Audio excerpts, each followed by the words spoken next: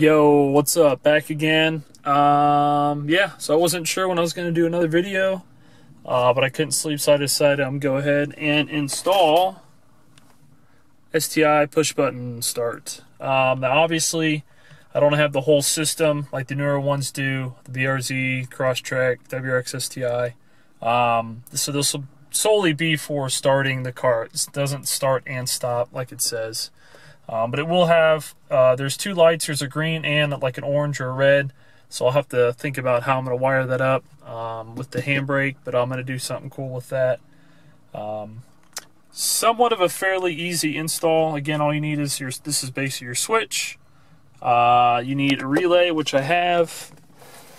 Got my relay, and then I've got the a socket for it. Just make it a lot cleaner. And then I have to build a harness for the switch here, and then just going online, I found the wiring diagram for it, so it will be it shouldn't be too bad. Again, you got different colors, you got a red and a green, so I'm going to decide. I might use both if I can or not, but we'll go from there.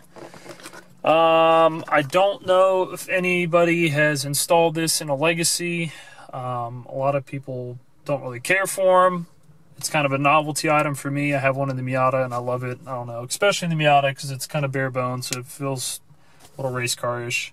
But it's going to be kind of hidden, just like my intercooler temp gauges. I'll put it right where the cigarette lighter is. I don't smoke, and I don't even think that one works. I can't remember. So I'm going to figure out how to get it to work. I might just be able to pull that out and it might fit right in, or I might have to Dremel it a little bit.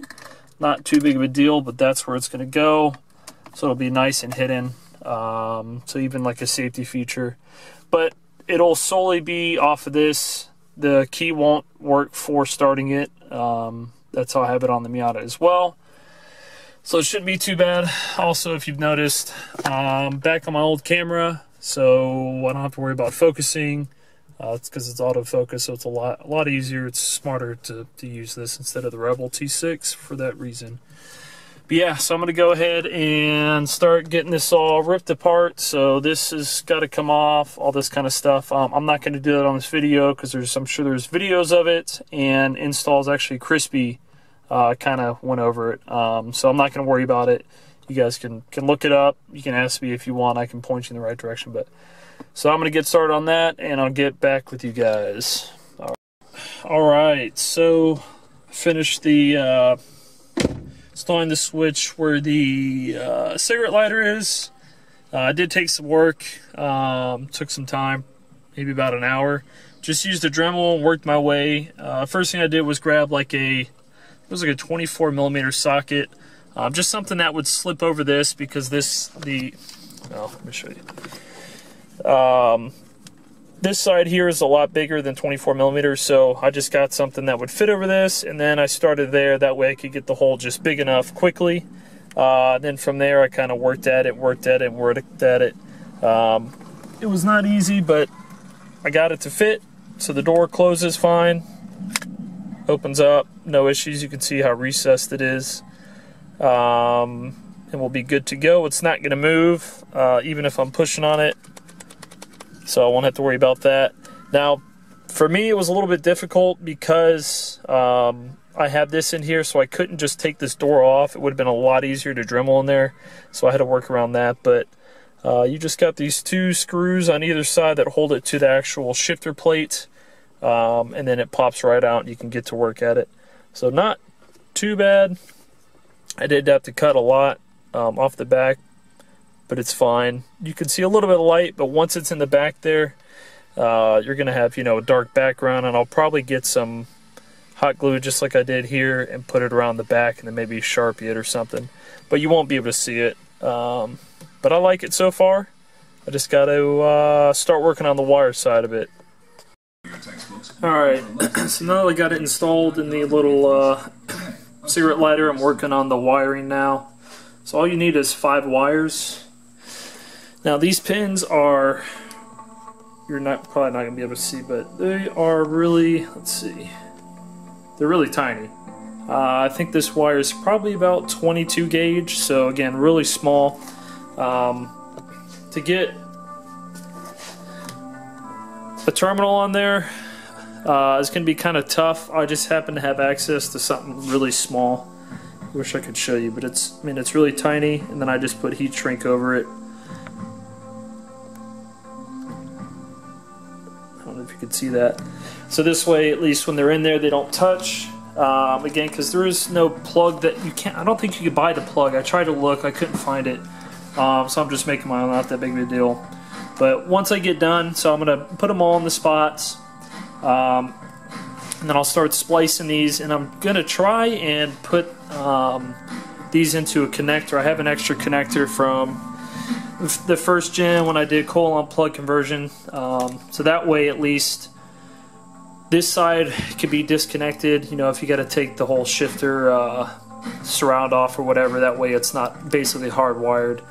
And then once I get that all done, what I'll do is I'll come back and I'll just get like hot glue or something, and I'll fill this up so these stay separated and they don't move around, they don't come out, that kind of thing. So that way it'll be nice and solid. So again, that's what I'm working on right now. Once I get some more progress, I will get back with y'all. Alright, so I'm going to try and show you a little pro tip. I don't solder anymore. It's hard for me, so take it as you will. I use non-insulated butt connectors. Unfortunately, during my move, somehow I managed to lose all like 100 of them. So I just have old stuff that I used to buy from like AutoZone or Home Depot. So these are insulated butt connectors, nothing crazy. But I don't like them. They're very tough to crimp. And if you have a crimping tool, like a good one, you won't be able to crimp these. So I'm going to show you how to, I guess, de-sleeve it, if you will. So I use a, what is this, a quarter inch deep socket, and that'll just sit on top, and it'll allow the, when you punch it out, it'll allow the connector to slide through. So just get a punch, or I mean you could use a, you know, Phillips head or something, whatever you got to do. So let's see, I don't have my tripod still. Just get a hammer. See if I can hit the camera.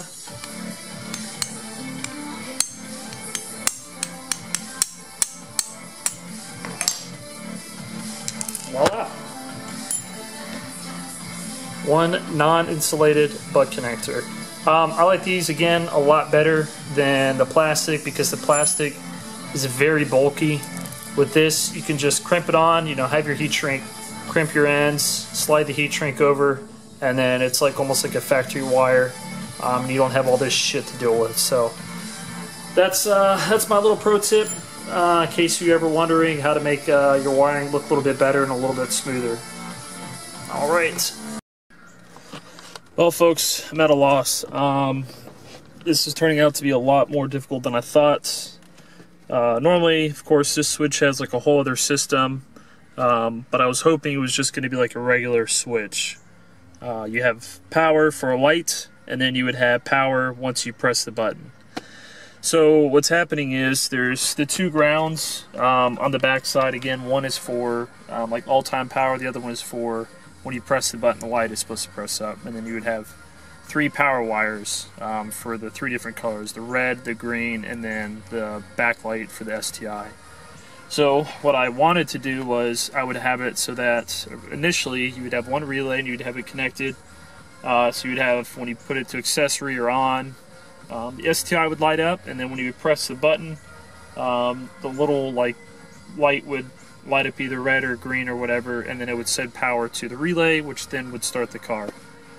Well, what's happening is, as soon as you have one of those grounds and you have both the power wires, it automatically gets power to both of those lights. They're not independent. So if I have both of those grounds connected, it's going to be on all the time, and when you press it, it doesn't interrupt it, and it doesn't light up as if you pressed it. Now if you remove one of those, so you remove it from the all the time light to just to press it, it'll work. Both of them will come on, even though because they're not independent. So what I thought about doing is I would have two relays. One relay would strictly be for the starter, and then one relay would be for the switch. So I would have all the time light hooked up through the relay as if it was, you know, direct, so that way the light would be on. And then as soon as I would press the button, because now I thought they'd be independent, the relay would activate, move that position over, so now that all the time light is off, and then it would send power to the starter, and the little light would show up. That doesn't work. As soon as you have any of those grounds connected, it negates the whole thing. So I either have to do, well, the only way to do it is to have it to press, which means the only time I'll have a light on the switch is when you press it. So you can't have, you can't make it work like that. The other thought was to, maybe I might be, I gotta remember about what I thought about it, is you have the e-brake up, so there's no light. You start the car, you get the press light, and then when you release the handbrake, then you would get power to the light. I could do that, I think. So that is an option. But other than that, this is way more difficult than I was hoping it would be. It's not an S2000 button, which if I just used that, that'd be fine, but it doesn't say STI on it, so I just got to finish it. Yeah, I just got to finish it, so that's that for now. Alright, so I think I may have found something. So the e-brake is in reverse of what I thought it was. Right now when it's up, there is ground, and then this little micro switch, when it goes down, there is no ground. So right now the light is always on because of it's hooked to the ground there. As you can see, it's on. Now I'll press it. It's not going to go out. Oops. So I'm pressing the micro switch. It doesn't go down. But what I will do is I'll press this. So you can see that change a little bit. Now, let's see. Probably won't be able to show you, but I'm going to press the micro switch on the e-brake so there is no ground for it. And then I'm going to press the button so we get more voltage. So I think that should work. So now I'll have it all the time. When you press the button, the light will still be on, but it should send power to the relay and be able to start the car. So that's what we're going to try. Alright, so we got some progress. Got it to work. I already forgot if I showed you guys that. That's how long I've been working on this. So I thought I was going to have to use 2 relays to get it to work. Found the way around that. I don't have to. I guess the main issue that I was doing is how I normally wire switches. At least I think that's how I normally wire them. Is I do. I guess I have the power to the switch, and then I have the power sent to the relay as soon as you click it. For this, I had to go the opposite. I have power going to the relay first, and then to the switch. So it's making the switch the ground, I guess, instead of normally it's the switch for power or something like that. I had to try a lot of different things, but now I have both all light, the STI light logo lit up and the green light lit up the whole time, and then as soon as I press the button, it clicks the relay. The other reason, this is the reason why it didn't work, is because having the power go through the switch first was using up all the voltage, basically, because that's normally how a circuit works. The light bulb will take all of the voltage, so it was only getting like maybe 1 volt to the relay, which isn't enough to get it to close. It needs about 7 or 8 volts. So I thought about it and just flipped it basically, and so now we're good to go. So I've got, right now the switch side is curing. I put that silicone in there in the back to make like a harness so it doesn't move around. So I've got everything tidied up here, so it'll be nice and neat. So here is, sorry for being so shaky. So this is the cigarette lighter. This is your power and ground, so I just used that. So I tapped it into this side, so there's the power. there is the ground. And then I removed the two lights here because I can't use them anyways. One's the ashtride light and one is the light for the cigar or cigarette lighter ring. I'm not using them, so I just removed them so it's a little bit cleaner. I'll have to double check and make sure that nothing else uses that circuitry, because then otherwise it won't light up. So I'll double check that in a few.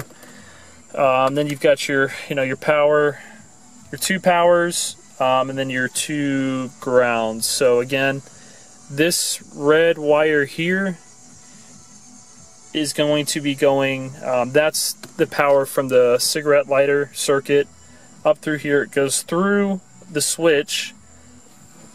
Excuse me. I already forgot. Now, so it goes from here through this loom, through the relay, back through the coil, through the black wire, and then through the switch. Something, man, I already forgot. I'll have to think about it again. But it works. I'll show you guys in a minute here. Then the relay is all set up. So it's ignition 2 and your starter wire that you want. So what you do is, don't do what I did and cut. This is your 12 volt constant. Don't cut this. You don't use that. That's 12 volts hot all the time. It's a hot wire. I wasn't paying attention and cut it. The one underneath it is your white and black. That is your starter wire. So you cut it. Give yourself some room. It's kind of hard, but give yourself some room. Cut it. Leave the key side disconnected and put some electrical tape on it so it doesn't touch anything. And then you'll use your relay to go back out. And then your blue wire. So it looks green, but that's actually a blue wire. That is your ignition 2. Your green. There's a green wire. I already got the wire loom on there. There's a green wire in the back, kind of right above my fingernail. You see that wire? That is your ignition 1. You don't want that. You want your ignition 2 wire. So you'll cut that and you'll splice. So one of the wires is going to the starter, and then 1 or 2 are going to that ignition 2. It goes in and then out. So what happens is, again, your coil. So you can see. Can we focus here? Probably not. So the left side there is your coil, the right side is your 30 and your 87A, and then 87. So the signal wire comes in, completes the circuit on the coil, which then pushes over the switch to 87, and then it starts. Then once you release the button, the coil doesn't get any more power, and that switch goes back to 87A, and goes back to ignition 2. So that is how that operates. So we're getting close. I'm going to start putting all this stuff back together. Maybe fix a little bit more wiring on this side. And then I'll show you it. Alright, so this is going to be a really long video, so I apologize beforehand. So lo and behold, of course, I buttoned everything up. Went to put the car in the garage so I could fix some little issues. And it didn't work. There was no power to the switch whatsoever. I'm like, you gotta be kidding me. So, tore it all apart. Of course, both of my, what is those things called? Circuit tester, I can't even think of what it's called. Both of them crapped out on me. So I had to run to Walmart, go get one to double check and make sure. So, all the powers, everything is lined up except for the switch side. So I try to think simple, keep it simple, stupid, instead of like freaking out like, oh, I ruined something. So I went back to the switch side and had to dig out all that silicone and pull the wires out. Don't use silicone. Just I'm gonna, once I fix this, I'm gonna go and get a hot glue gun. Silicone was nasty, and it didn't cure in the bottom, of course, because it didn't have any air. What happened is one of the crimps that I had put on, one of the wires had come off or something, and that was like the main power for the whole event. So I'm redoing it. Hopefully we'll be good. I'm gonna put it on there, double check everything, but that should be it. So yeah, I'll let you guys know when I finish, hopefully tonight. Yo, what's up? So you're probably watching this now wondering why I have a lot of facial hair. It's because I got swamped with school and never finished the video. So 4 months later, it's all good to go. Press the button and all that kind of stuff. So I'm going to show you guys what it looks like. Again, it's just a novelty thing. A lot of people would probably say it's a waste of money because it is kind of expensive, and it has a whole bunch of other features that I can't use because I don't have the the whole system that you would have in the newer cars. But again, it's a little novelty thing. I enjoy it. I like it. So, but this is.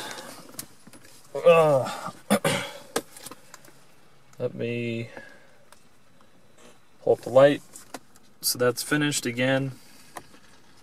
Can't see it. Now you can. So I'll close the door.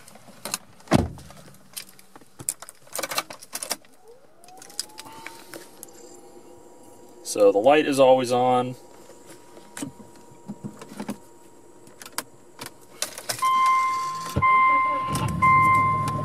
So again, you can't use the key.